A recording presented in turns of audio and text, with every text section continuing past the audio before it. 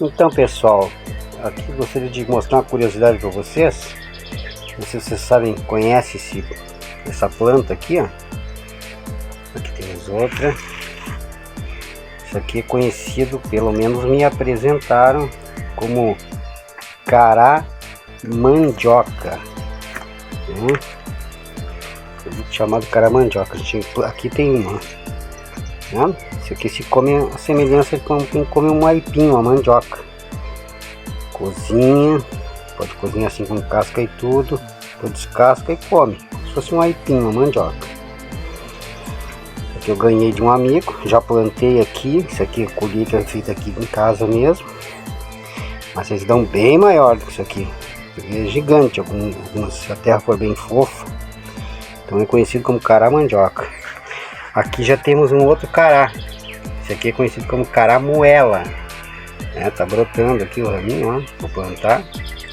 Esse dá diferente, né? Esse aqui dá, pode plantar numa cerca.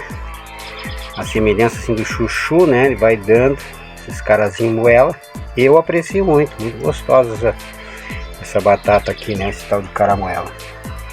Então aqui temos o caramandioca e aqui temos o caramuela. É uma curiosidade para vocês conhecerem aí. São algumas plantas exóticas aí.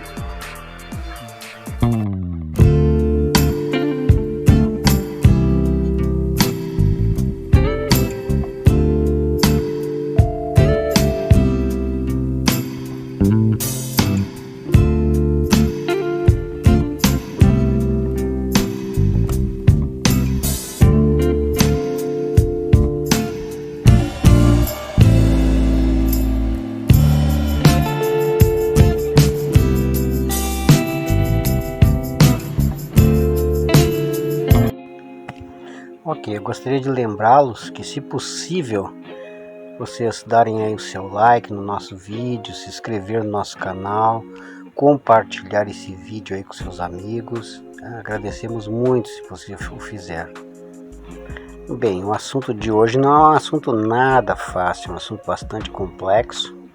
Eu não sou nenhum expert, né? Eu vou falar sobre minha experiência de erros e acerto.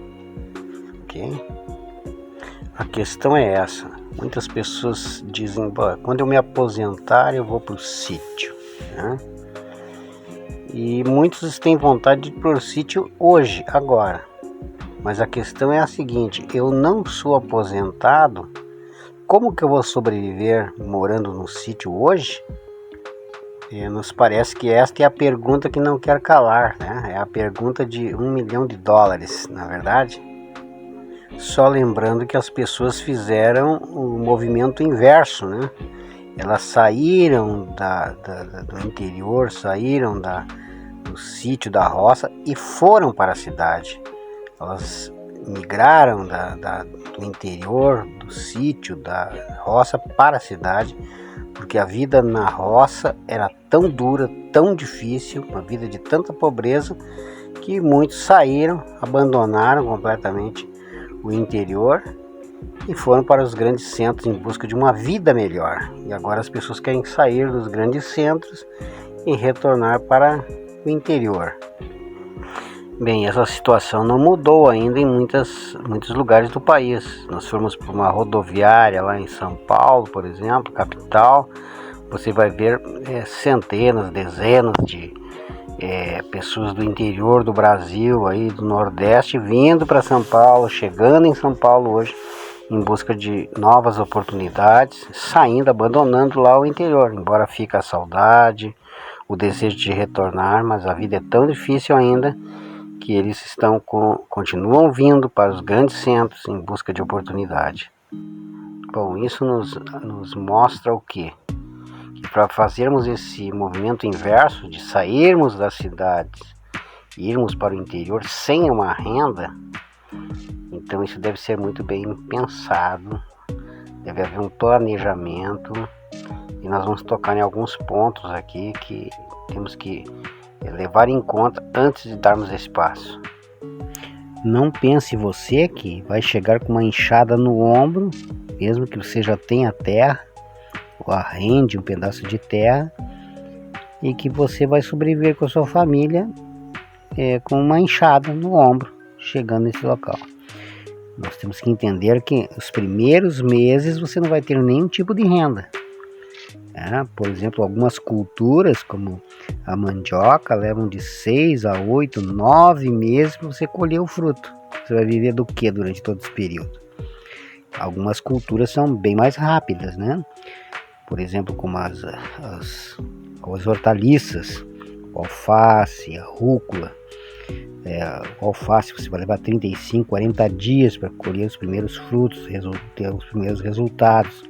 A rúcula um pouquinho menos, o rabanete também é uma cultura bastante rápida, mas antes de 60 dias dificilmente você vai ter uma renda. Então você tem que ter uma reserva, já começar com uma reserva, tá? Senão você não tem como sobreviver. Bem, vamos começar pelo tamanho da terra para você sobreviver, tá? Na minha opinião, no mínimo 1 hectare de terra cultivável, certo? Não adianta ser 1 hectare de terra e metade ser pedregoso, uma selva nativa, um mato nativo que não posso mexer. Então 1 hectare de terra cultivável. Essa é a minha opinião.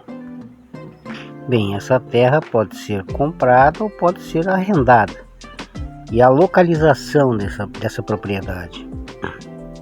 Eu sugiro no máximo 30 quilômetros aproximadamente de grandes centros, de cidades grandes, certo? Máximo 50 quilômetros, quem sabe. Nós estamos levando em consideração que você não tem renda, você precisa fazer renda dessa propriedade.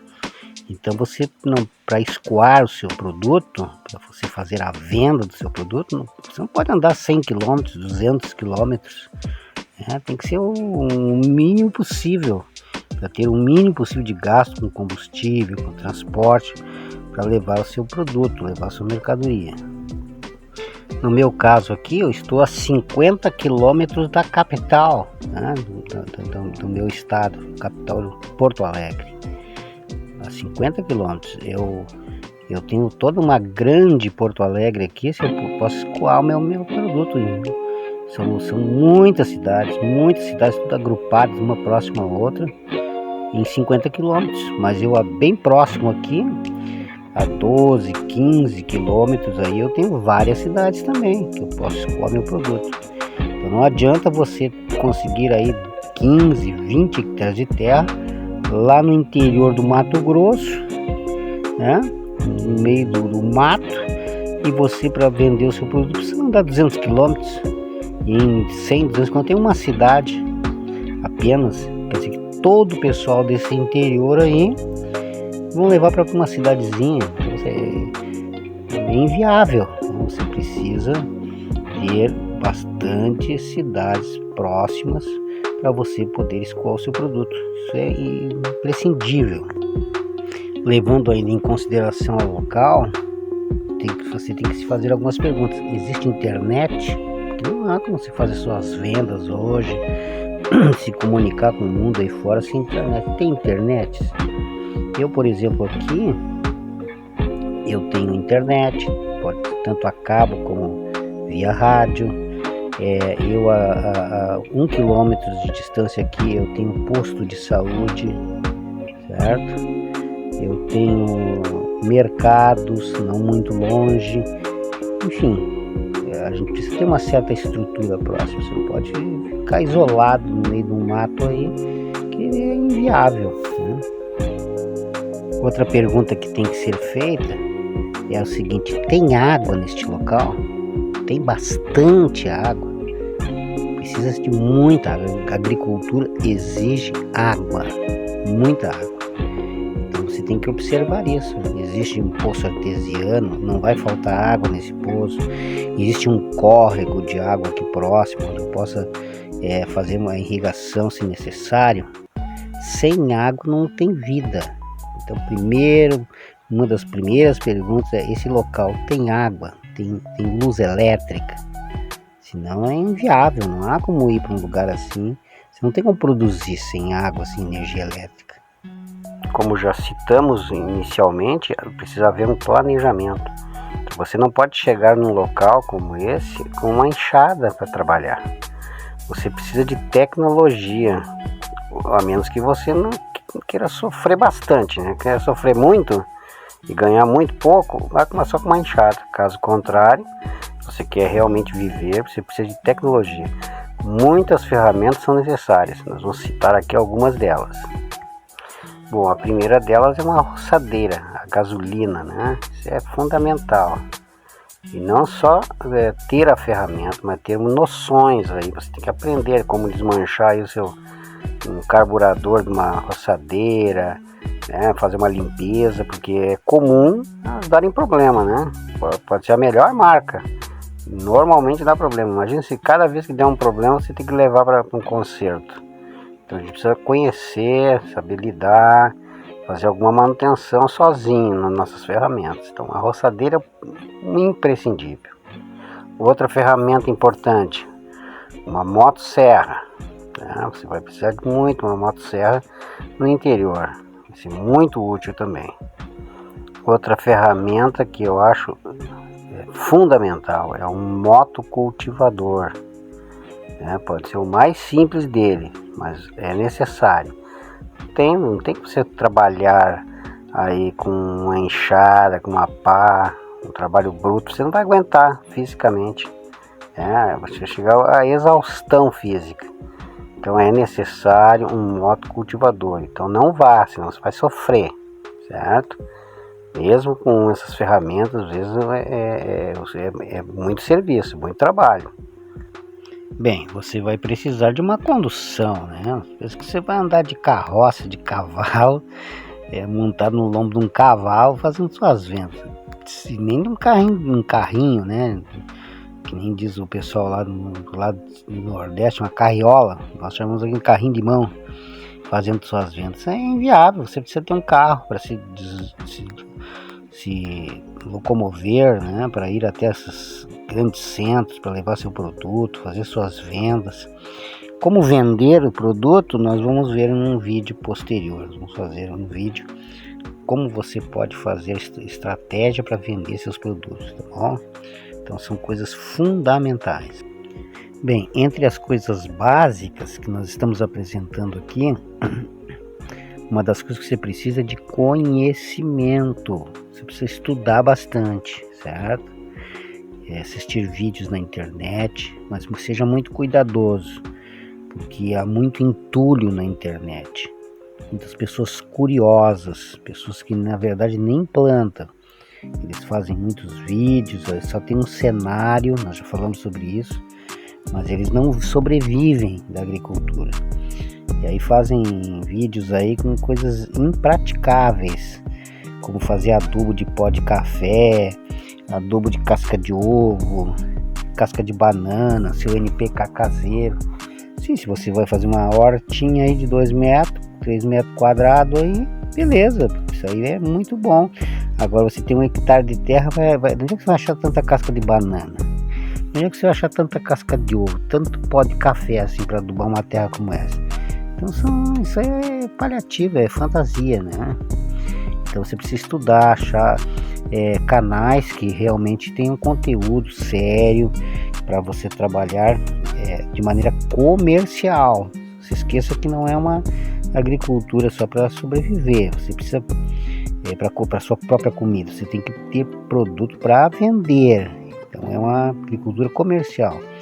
Então eu até posso indicar alguns canais interessantes, né, que você pode utilizar aí para desenvolver o seu conhecimento, tá bom? Então estude bastante, você precisa de orientação, de conhecimento, isso é básico. Coloque aí nos comentários, né? Faça a pergunta, me informe quais os canais que eu posso pesquisar. Coloca aí, faça a pergunta que eu vou te indicar, né, alguns canais que você pode buscar bastante informações. Bem, a partir de agora nós vamos falar dos nossos maiores inimigos aqui na roça, né, no sítio, na agricultura. Não tem como objetivo desanimar você, mas para que você esteja ciente do que vai enfrentar, ok? Então, pessoal, nós estamos aí vivenciando já meses de chuvas torrenciais aqui na região. Aqui está a nossa plantação de tomate, certo? Até que está se desenvolvendo bem, apesar de todas. Esse aqui é um tomate cereja. O tomate cereja é muito mais resistente. Mas você percebe que nós não estamos plantando numa estufa, né? É uma plantação a campo. E o tomate não gosta de chuva, água nas folhas. Isso é um prato cheio para doenças, fungos. Enfim, a perda e a destruição completa dos pés de tomate. Então nós estamos aí desde os meses de, acredito que agosto, choveu o mês de setembro quase, praticamente todo, outubro choveu muito, entramos em novembro, já estamos no meio de novembro, as chuvas continuam. Então, realmente aqui nós estamos vivenciando aqui, pelo menos meu sítio aqui, verdadeiras cenas aí pós-guerra. Olha, dá uma olhadinha que ficou minha estufinha onde eu faço as minhas mudas, né? Devido aos ventos fortes, as chuvas fortes, sabe? Destruiu completamente, né? Tem que refazer tudo novamente. Então realmente são os desafios que a gente enfrenta na agricultura. Eu até vou fazer uma analogia aí entre um comandante aí numa guerra e um produtor de alimentos. Eu acho que um comandante numa guerra, ele precisava primeiro ser um agricultor, para depois ser um comandante de guerra, porque o agricultor ele está numa guerra constante. Os inimigos são os mais diversos que se possa imaginar. Só na questão do tomate, a literatura diz que são mais de 200 tipos de insetos que atacam o tomateiro. Mais de 200, claro, não é 200 uma vez só. Às vezes vem 2, 3 pragas num local, no outro mais 2, 3, né? Você pode ser atacado por 4, 5 pragas uma vez só. Algumas pragas não atacam aqui no Rio Grande do Sul, atacam em outros estados do Brasil, mas são 200 tipos de inimigos diferentes só no tomateiro. São muitas as pragas. E essas, como eu falei, uma guerra, é interessante que os inimigos vêm por todos os lados. Por isso que o agricultor, o produtor tem que ser um estrategista, tem que estar sempre atento. É uma guerra constante, tem que estar sempre reavaliando as coisas. Então esses inimigos, isso que eu digo, ele é como se fosse um comandante numa guerra. Tem que estar sempre atento. Então os inimigos vêm de todos os lados, vem por ar, né? No caso pode vir a chuva. Uma guerra, os inimigos vêm pelo ar, vêm através de mísseis, através de helicópteros, aviões. E os nossos inimigos aqui também vêm por todos os lados. Ó, eu acabei de mostrar ali o tomate, eles já estão sofrendo por causa da chuva. Acabei de mostrar aqui a minha estufa, que foi totalmente danificada. Agora observe aqui, ó, nós temos aqui pés de couve. Olha só como esses pés de couve estão todos comidos, as folhas, ó. Tá vendo? Olha as couves todas comidas, ó. Isso aqui não é lagarta, tá? Isso aqui é outra coisa, temos que identificar com os inimigos que estamos lidando. São muitos inimigos, você está sendo atacado, você não sabe nem que inimigo é, de onde ele está vindo. Então aqui eu estou em dúvida, pode ser lebre, está comendo minhas couves. Olha só o estado desse pé de couve aqui, ó, todo comido. É um pé que está bem saudável, bem viçoso, mas destruído. Não posso colher uma folha aqui. E isso é constante agora, constantemente está acontecendo. Eu já identifiquei alguns rastros, né? Temos aqui alguns excrementos aqui, ó, dos animais que estão comendo minhas couves, possivelmente lebre, né? Pelos os excrementos aí, possivelmente é lebre. Mas não é só lebre, há pássaros também que vêm aqui. Estão constantemente comendo. E aí o que acontece? Aí vem a guerra, vem um general de guerra, as estratégias que eu vou usar para defender as minhas plantas aqui. O que eu vou fazer aqui? Se é lebre de fato, o que eu vou usar? Existem alguns métodos aí para tentar se livrar das lebres. Você pode colher o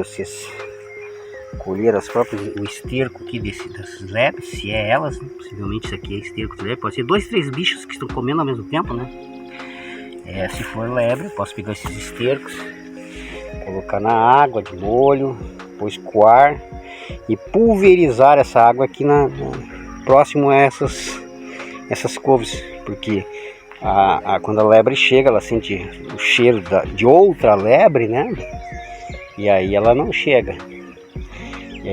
Eu já vi várias receitas, colocar panos com perfume, né? Pode comprar um perfume bem comumzinho aí, mas que exale bastante cheiro, colocar por aqui, e aí a lebre chega, sente o cheiro e foge. Você pode colocar pedaços de espelhos distribuídos no meio das plantas, no meio dos canteiros, espelhos quebrados, né? Encontra aí às vezes nos lixos. Isso também vai ajudar bastante. Estratégias, uma estratégia que estamos usando. E pode ser pássaros. Então existem outras estratégias que devem ser usadas. Os espelhos também funcionam na questão dos pássaros. Então são muitos inimigos que surgem no nosso caminho e nós temos que estar sempre atentos. A horta aqui está na verdade uma cena de guerra, devido às chuvaradas intensas, né, que estão ocorrendo por aqui. Observe, a situação. Dê uma olhadinha nesses pés de vagem aqui, tá até dando vagem, né? Mas cadê as folhas do pé de vagem aqui? Cadê as folhas? Olha só. Plantei muitas vezes vagem. Esse ano não estou conseguindo, né? Olha aí, tudo devorado, as folhas tudo comido. Possivelmente lebre, outros bichos, né? É uma guerra constante. Ó, quantas vezes eu colhi fartura de vagens. Vou mostrar algumas fotos aí para vocês, ó. Com colheitas que eu fiz aqui, plantações. Esse ano não estou conseguindo, não consigo plantar. Sendo tudo devorado. É uma guerra constante. Tem que ter estratégia agora, identificar o inimigo e lutar contra esse inimigo. Infelizmente. Bem, nosso objetivo aqui não é desanimá-lo, mas é mostrar as realidades, né, que a gente enfrenta aqui no sítio, na roça, ok? Mas nós vamos ensinar estratégias aí para você lidar com todos esses inimigos. Então entre no nosso canal, muitas desses problemas já mostramos como enfrentar, como superar, como enfrentar algumas dessas pragas, métodos que estamos usando. Então entre no nosso canal, conheça nossos vídeos, se inscreva em nosso canal, compartilhe esses vídeos também, dê o seu joinha e até o próximo vídeo. Muito obrigado!